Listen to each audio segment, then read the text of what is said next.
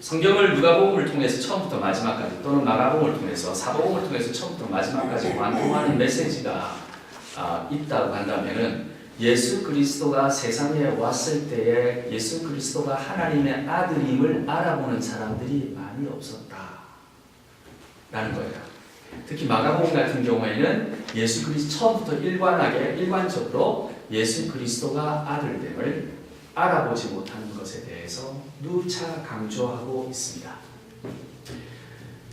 성경의 흐름은 그래서 오늘도 본문도 마찬가지지만 오늘 본문 23절부터 보시게 되면 이렇게 나오잖아요. 너희가 보는 것을 보는 눈은 복이 있도다. 내가 너희에게 말하노니 많은 선지자와, 포인트가 굉장히 중요해요. 많은 선지자와 임금이 너희가 보는 바를 보고자 했을 때 보지 못하였으며. 오늘의 장면은 예수 그리스도가 70명의 제자들을 선택을 해서 세상 속으로 파송을 시킵니다. 보내서 너희들이 보고 들은 바를 전해라. 그리고 들어갔을 때 이러이러한 경우들이 있을 것인데 이럴 경우에는 이렇게 하고 저럴 경우에는 저렇게 해라 라고 난 뒤에 그 제자들이 나중에 돌아옵니다. 돌아와서 예수님한테 보고를 드렸어요. 흥분한 목소리로 예수님의 이름으로 예수님의 이름으로 병도 고치고요, 귀신도 나가고요, 어메이징한 일들이 일어났습니다 라고 얘기하면서 할 때 예수님께서 마지막으로 정리하시면서 너희들이 말하는 것을, 너희들이 그렇게 본 것은 정말 복이다 했는데 그러나 이것을 보지 못하는 많은 사람들이 있다. 예수 그리스도가 오셨을 때에 예수 그리스도임을 보지 못하는 사람들은 예수 그리스도를 볼 때에 이것이 예수 그리스도라고 얘기하는 그 순간부터 예수 그리스도가 아닐 가능성이 많다는 것을 역설적으로 증명하고 있습니다. 많은 선지자들과 많은 임금들이 예수 그리스도가 와서 전하는 복음, 하나님의 나라에 대한 선포를 듣고 보았음에도 불구하고 본인들이 믿는 바는 예수님께서 얘기하고 제자들한테 말씀하셨던 바는 다를 가능성이 많다는 거예요. 역사는 증명을 하기를 쭉 그래왔다고 얘기합니다. 왜냐하면 오늘의 본문에서 통해서 여러분들이 보시다시피 예수 그리스도가 전하는 그 당신의 모습은 사람들이 기대하는 모습과는 많이 달랐기 때문에 그렇습니다. 사람들이 기대하는 모습은 어떤 것이었느냐면 지금 적어도 본문에 보게 되면 예수님께서 가르치는 이 말씀이라든가 행태라든가 행동이라든가 여정과는 다른 기대치를 갖고 있었던 것 같아요. 예수님께서 선포하는 하나님의 나라도 사람들의 기대치와는 달랐던 것 같습니다. 그러므로 사람들이 기대하는 것과 예수님이 선포하는 하나님의 나라, 그리고 예수님이 직접 보이시는 그 모습, 세상 안에서 현격한 차이가 있었기 때문에 그것을 보는 눈을 가지는 것은 정말 은혜일 수밖에 없었을 거예요. 그래서 예수님께서 그 얘기를 오늘 하시는 겁니다. 질문은 우리가 그러면 예수님을 바라보고 있나요? 라는 거예요. 우리가 예수님을 바라보고 있는가? 하나님의 나라, 그리고 하나님의 나라의 주인으로서 예수님을 바라보는 것, 그 당시 예수님께서 전하려고 했던 그 메시지와 또 제자들한테 부탁하였던 것들과 그 역사를 통해서 드러났던 여러 가지 것을 반성해보고 반추해볼 때에 어떤 점에서 큰 차이가 있느냐면요, 많은 사람들이 예수 그리스도가 하나님의 나라에 대해서 선포를 했을 때 하나님의 나라에 대한 웅장함을 기대해 왔습니다. 하나님의 나라라고 얘기했을 때는 정치적인 통치와 주권, 그리고 웅장한 캐슬이 있고 거기에 따르는 신화가 있고 거기에 따르는 군대가 있고 거기에 따르는 해방이 있고 거기에 따르는 놀라운 파워가 있음을 기대해 왔을 거예요. 그 웅장함 때문에 예수 그리스도가 돌아다니고 말씀을 전했을 때는 막힘을 당했을 가능성이 많아요. 전혀 웅장하지 않았기 때문에. 오늘 본문에 보면 재미있습니다. 예수님께서 제자들한테 이렇게 얘기합니다. 갈지어다, 3절이에요. 내가 너희를 보냄이 어린 양을 이리 가운데 보낸 것 같도다. 걱정이 많으신 거예요.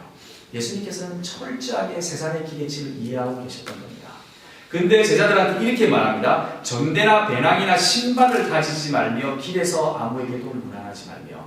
재미있는 표현입니다. 하나님의 나라를 선포하는 예수 그리스도의 제자로서 엠베서더로 세상에 보낼 때에 전대나 배낭이나 신발을 가지지 말라고 얘기를 하고 있습니다. 세상의 기대치는 전대나 배낭이나 신발을 당연히 가져야 하며 그 전대의 양도 이만큼 커야 되며 신발도 황금고리로서 치장이 되어 있든가 아니면 배낭이라든지 방패든지 칼이라든지 모든 걸 갖고 전해야 하는 상황에서 가지지 말고 들어가라고 얘기했을 때 사람들이 보기에는 어땠을까요? 하나님의 나라를 하나님의 나라로 인정하지 않았을 것입니다. 쭉 읽어보면 재밌는 얘기가 나옵니다. 만일 어느 집에 들어가든지 먼저 말하되 이 집에 평안이 있을지어다. 만일 평안을 받을 사람이 거기 있으면 너에게 평안이 그에게 머물 것이요 그렇지 않으면 너에게로 돌아오리라. 이렇게 하면서 그 집에 유하는 것을 먹고 마시라. 일꾼이 그 싹을 받는 것이 마땅한가. 이 집에서 저 집으로 옮기지 말라. 재밌는 표현들입니다. 이거는 완전히 떠돌이 일꾼들이에요. 군인도 아니고 뭐도 아니고 그냥 떠돌이 일꾼들이에요. 웅장하고는 관계가 없습니다. 하나님의 나라와 예수님을 생각했을 때 하나님의 나라의 군주로서의 예수님을 생각하고 그것을 전하는 제자들 앞에 놓인 처절한 반항, 저항은 그거였을 겁니다. 웅장함에 대한 배신감을 느꼈던 사람으로부터 핍박을 받는 것뿐만 아니라 또 나아가서 축복을 기대하는 사람들로부터 또 핍박을 받거나 저항을 받았을 가능성이 많습니다. 이 사람들이 전해주는 것은 평안이었었어요. 이 사람들이 전해주는 것은 집안에 들어갈 때마다 떡을 갖다 주거나 부유한 어떤 것을 돈을 갖다 주거나 함으로써 그 집안을 평안하게 하고 그 집안을 부유케 하는 것이 아니었어요. 가서 그냥 먹고 마시랍니다. 가지고 있는 것을 그냥 먹고 마시랍니다. 그 집에 빈대가 되라는 거예요. 지나가면서. 받는 사람, 듣는 사람의 입장에서 하나님의 나라를 선포하는 사람들이 와가지고 뭔가 축복을 전해주는 것이 아니라 자기의 식솔들을 자기들이 먹는 것을 축내는 사람처럼 행동하는 거잖아요. 축복이라고 사람들이 생각했을 때는 그 당시에 어떻게 생각했을까요?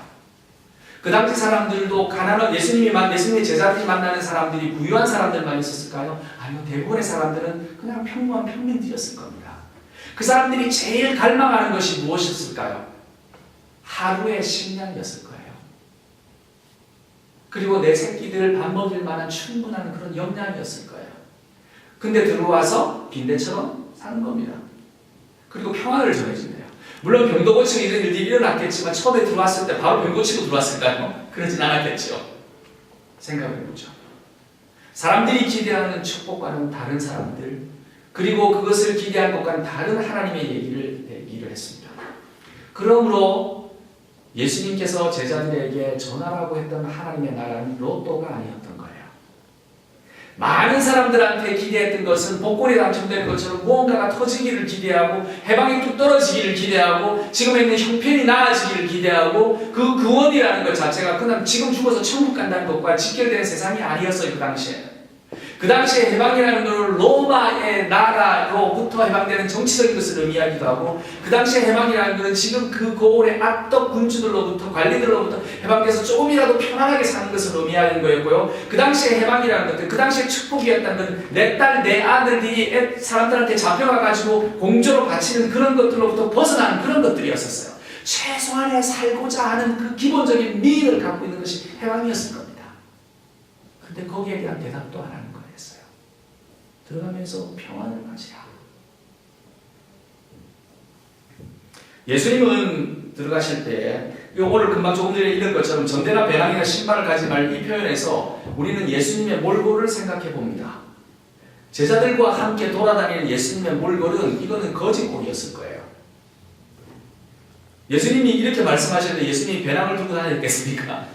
예수님이 전대를 차고 다니셨겠습니까? 그야말로 우리나라식으로 얘기하면 무슨 정말 거지 청계천 밑에 다리 밑에 거지들 집단 이렇게 거주하면서 돌아다니는 그 꼴인 겁니다.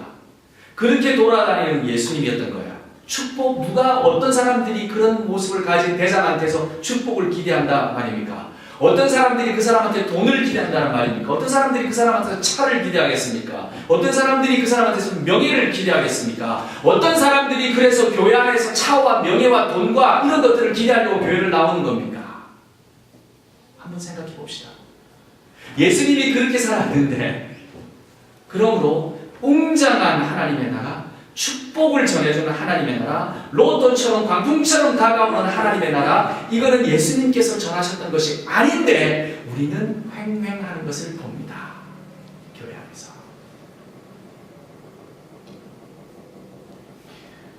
근데요, 오늘 본문을 읽다 보면 재미있습니다. 그러나 예수님께서 이렇게 살아갔던 것은 그렇게 축복을 전해주고 싶었던 축복들은 너무너무나 일상적인 생활 안에서 살아가는 모습으로 나타납니다. 길거리를 지나가요. 어느 집에 들어갑니다. 그 집에서 주는 것을 먹고 마십니다. 그 집에서 일한 사람들이 싹을 받는 것처럼 얘네들 먹는 거 괜찮으니까 그냥 먹으라고 하십니다.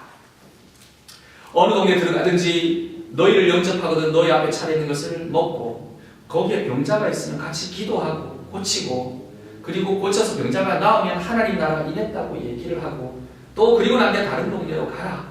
다른 동네로 갔는데 그 동네에서 너를 영접하지 않으면 그 거리로 나와서 그냥 말해라. 너희 동네에서 우리 발에 묻은 먼지도 너에게 떨어버리노라. 그러나 하나님의 나라가 가까운 줄은 알라. 영접 안 해도 괜찮다. 너 어쩌겠노? 그럼 하나님 나라 나왔거든. 예수님이 오셨으니까요. 그렇게 하고 떠나라는 겁니다. 자, 이 본문에서 어떤 것을 느끼십니까? 12절에 이렇게 갑니다. 내가 너에게 말하노니 그날의 소돔이 그 동네보다 견디기 쉬우리라. 화 있을진저 고라시나 화 있을진저 벳세다야. 너에게 행한 모든 권능을 두로와 시돈에서 행하였더라면 그들이 벌써 배옷을 입고 지에 앉아 회개하였더라. 하나님의 나라를 선포하는 사람들이 영접하지 않는 사람들한테 욕하고 떠나는 겁니다.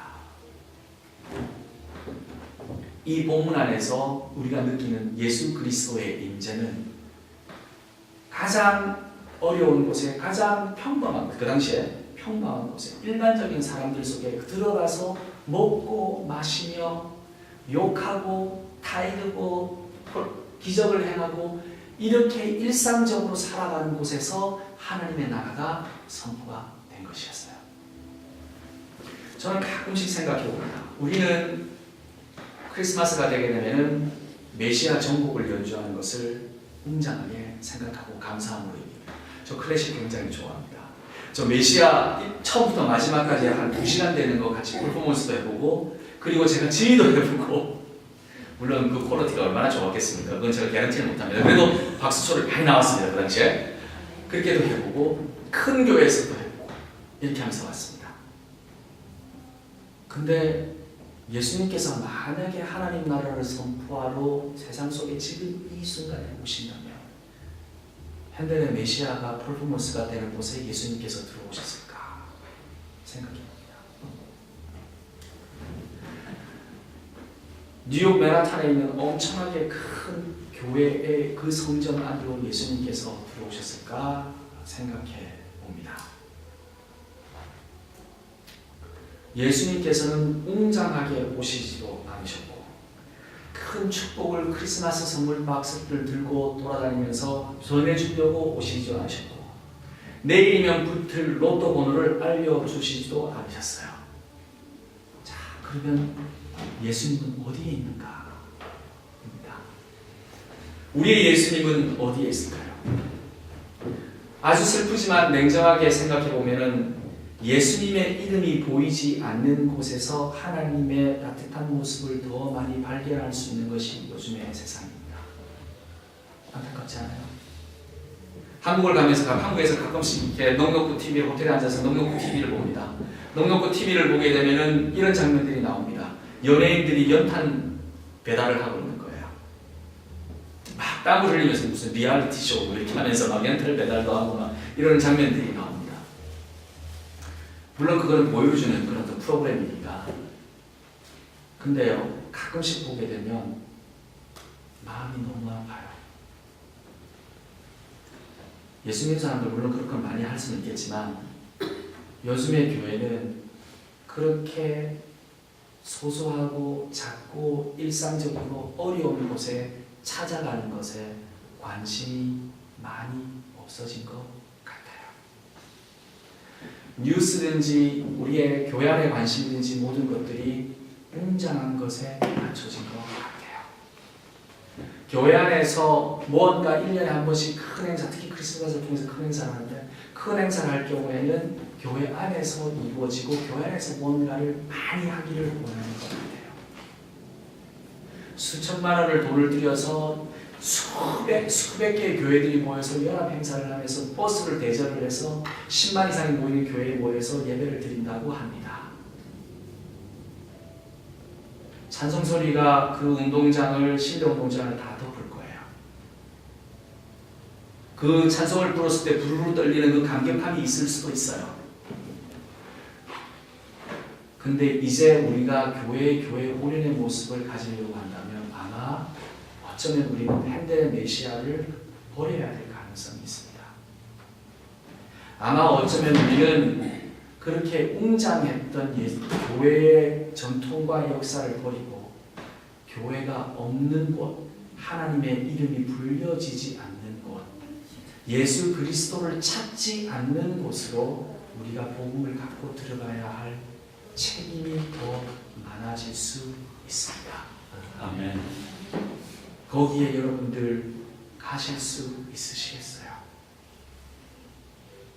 저는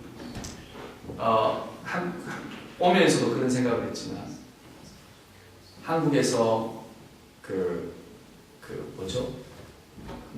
K-팝 스타 뭐 이런 공연 같은 걸 하고 뭐 이렇게 하지 않습니까? 그럼 퍼스널한 스토리가 나오는데 나올 때 가끔씩 들어보면은 그 친구가 얼마나 고생을 많이 했는지 그 개인적인 사연 같은 것들로 나오고 이렇게 합니다.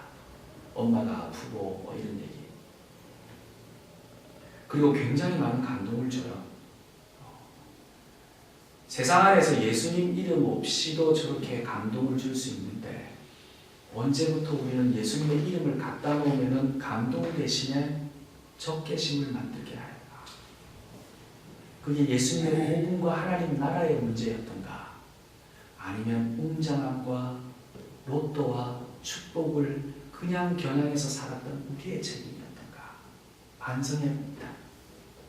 예수님께서 이 세상에 이제 우리 크리스마스를 다시 한 번 더 이제 준비하고 또 감격해하고 그렇게 하는 시기가 닥쳐왔지만 이때 저는 우리 생명나무 교회만이라도 조그만 교회입니다만 생명나무 교회만이라도 정말 예수님께서 어떻게 왜 어느 곳에 오셨는가를 진지하게 생각해 보았으면 합니다. 하나님이 없는 곳에 예수님이 없는 곳에 우리는 들어가야 돼요. 아멘. 하나님이 이미 있고 예수님이 있는 곳에는 이미 웅장함과 축복과 그 다음에 로또와 멋있음과 명예와 이런 것들로 더 차여 있어요. 마음이 너무 아파요. 우리는 우리 교회가 살기 위해서는 예수 그리스도가 살기 위해서는 예수 그리스도가 선포하는 하나님의 나라가 제대로 전해지기 위해서는 오늘 제자들이 했던 것처럼 전대와 배낭 같은 거 없이 마을 곳곳에 예수님의 이름을 한 번도 듣지 못했던 그곳으로 들어가야 한 겁니다. 그 말은 무슨 말이냐면 현대의 메시아를 찾지 말자는 말을 오해하지 마십시오. 제가 갑자기 어느 순간에 클래식을 무지 싫어하는 사람으로 오해받을까 걱정이 되는데 그렇진 않아요. 그러나 그것으로 통해서 대변되어지는 교회의 허영을 무너뜨릴 필요가 있다는 겁니다. 아멘. 희망이 있을까요? 예수 그리스도의 복음 그리고 하나님의 나라의 선포, 정말 우리 교인들이 우리가 정말 예수님의 나라를 선포해야 될 우리가 그런 것들을 전할 때 희망이 있을까요? 지금 적어도 이 순간에 보기에는 교회 이름으로 들어갈 때 희망이 별로 없어 보입니다. 우리가 무슨 교회 출신이고 우리가 기독교인이라고 들어가서 사람들한테 전해줄 때에 희망이 없어 보입니다. 왜냐하면 사람들은 이미 다 알아요. 기독교인들이 어떤 사람들인지 다 여러분들을 알고 있는 겁니다. 그쵸? 저도 알고 목사님도 알고 다 알고 있는 거예요. 우리가 들어가서 복음을 전했을 때에 사람들이 아이고 그래 고마워요 라고 얘기하겠지만 그 복음이 제대로 하나님의 뜻대로 하나님의 왕국이 전파되는 것처럼 오늘 복음처럼 이렇게 전해줄 수 있을까? 잘 모르겠습니다. 희망이 없나요? 희망이 없어 보여요. 그럼 어떻게 해야 되나요? 예수님의 이름을 걸고 들어가지 말아야 하나요? 하나님의 나라를 선포하지 말아야 하나요? 과감하게 그냥 무조건 들어가서 길거리에 서서 예수 천당 불신 지옥을 외쳐야 되나요? 아니면 하나님 마트 앞에 서서 설교집을 나눠주면서 우리에게 나오라 계속 그것을 계속 해야 되나요? 아니면 1년에 한 번이라도 다른 때는 못하니까 크리스마스 시즌이라도 가난한 곳 고아원 이런 데 찾아가서 그나마 그거라도 해야 되나요? 어떻게 해야 되나요? 희망이 정말 없는 건가요? 그럼 우리는 어디로 가 있어야 하나요?